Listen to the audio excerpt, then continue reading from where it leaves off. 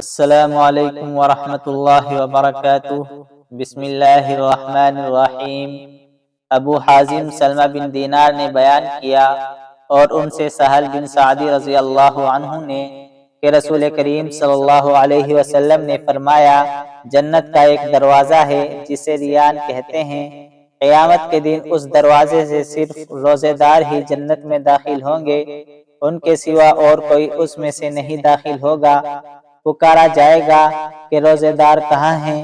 وہ کھڑے ہو جائیں گے، ان کے سوا اس سے اور کوئی اندر نہیں جا پائے گا، اور جب یہ لوگ اندر چلے جائیں گے تو یہ دروازہ بند کر دیا جائے گا، پھر اس سے کوئی اندر نہ جا سکے گا۔ صحیح بخاری حدیث نمبر 1896۔